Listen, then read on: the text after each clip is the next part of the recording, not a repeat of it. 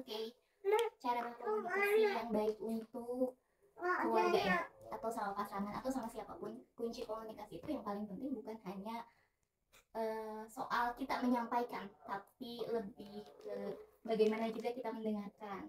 Misalnya mungkin active listening ya, jadi kita harus belajar untuk mendengarkan juga apa yang disampaikan oleh lawan bicara kita. Yang kedua, tentu nada bicara. Nah, kalau sama anak harus seperti apa, sama suami harus bagaimana, sama orang lain, sama orang tua bagaimana gitu. Karena nada bicara juga sangat mempengaruhi ya, sangat mempengaruhi respon yang akan respon yang akan disampaikan oleh lawan bicara kita. Terus selain itu waktu jadi kalau misalnya kayak lagi ini ya, biasanya ya kalau sama anak-anak, misalnya mereka lagi rebutan tuh, biasanya saya kasih jeda dulu tuh, nggak langsung kasih tahu, nggak langsung kayak ngasih nasihat melulu gitu, atau kayak mencari tahu siapa yang salah gitu. Tapi saya coba tenangkan dulu. Biasanya nanti cari waktu yang tepat, misalnya kalau sama katanya waktu lagi berdua ngobrol kayak gitu, sambil makan, sambil baca buku kayak gitu. Oh ini ada pertanyaan selanjutnya ya, kapan waktu yang enak saat mengajak komunikasi? Kalau sama pasangan itu biasanya lebih enaknya pas pillow talk ya, jadi pas selesai semua kegiatan aktivitas di hari itu, jadi bisa lebih leluasa gitu ceritanya, meskipun kadang ini ya kendalanya masuk. Terus kalau sama anak biasanya kalau sama Hanin itu lagi baca buku, lagi makan, pokoknya lagi berdua. Jadi kalau misalnya lagi bareng-bareng kayak gini tuh rasanya tidak begitu tersampaikan gitu, karena yang jadi tujuan, yang jadi fokusnya kan ke satu orang gitu. Jadi lebih enaknya dua arah gitu, nggak ada pihak lain kayak gitu. Sama itu juga kan kayak lebih menjaga ini ya, lebih menjaga apa namanya, adabkah gitu. Jadi biasanya kan kalau misalnya kita salah ditegur itu nggak mau langsung ditegur di depan orang banyak kan. Nah, jadi biasanya nyari waktu tertentu gitu, lagi misalnya lagi berdua, lagi makan, lagi baca buku kayak gitu. Terus respon anak saat diajak komunikasi macam-macam. Kalau misalnya kalau yang kecil masih banyak bercanda, kalau yang besar itu feeling banget. Jadi kalau misalnya bicara tuh harus hati-hati sekali gitu, karena dia tuh sangat lembut sekali hatinya, jadi mudah mengeluarkan air mata gitu. Anaknya feeling banget gitu. Terus tanggapan kalau sewaktu-waktu anak tidak nurut, ya kalau manusiawi kesel ya, tapi tuh lagi belajar buat kayak gimana caranya lagi kesel, lagi marah itu bisa marah dengan asal gitu. Kalau menekankan sama anak-anak tuh boleh marah, tapi tidak menyakiti diri sendiri, tidak menyakiti orang lain, tidak merusak benda di sekitar gitu. Jadi pas mau marah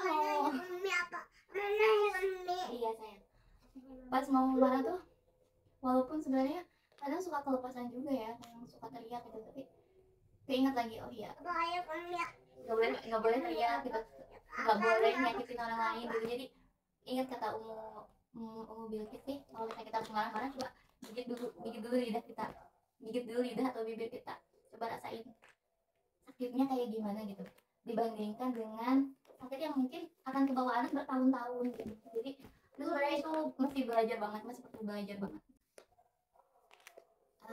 Terus apakah penting menjaga komunikasi dengan anak? Oh penting banget, kan kita sehari-hari sama anak-anak juga jadi tanggung jawab orang tua ya. Tiga-tigaan beberapa juga ya itu jangka panjang ya, maksudnya tamu titipan Allah ini gitu. Ini tuh sayang itu tamu titipan Allah ini tuh apa ya, amanah yang harus kita jaga gitu. Ini juga jadi penentu kita bagaimana kita menjaga amanah Allah ini dengan baik gitu. Kalau misalnya dari komunikasinya itu sendiri kurang terjaga, tidak berjalan dengan baik gitu, lalu bagaimana kita bersama-sama melangkah menuju jannahnya, niatnya kayak gitu ya. Terus suami saat menjaga komunikasi. Perannya punya peran penting banget sih.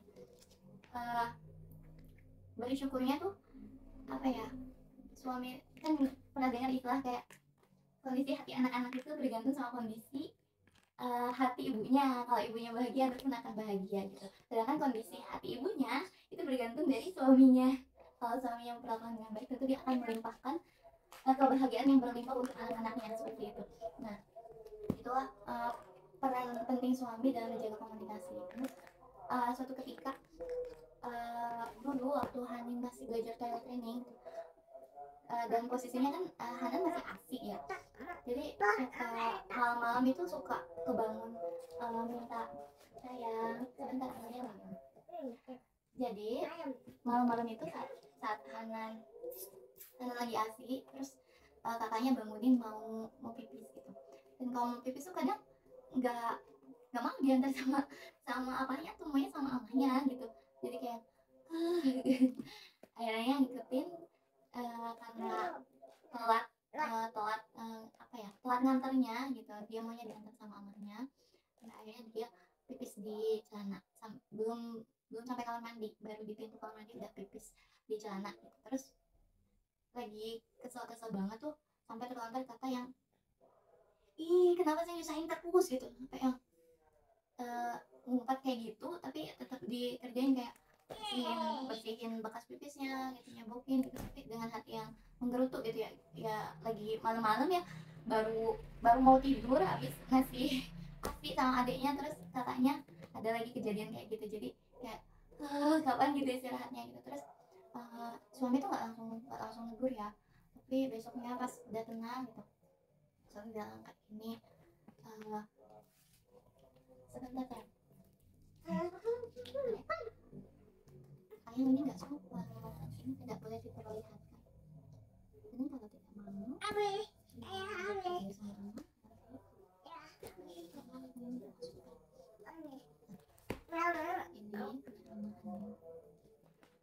terus suami bilang,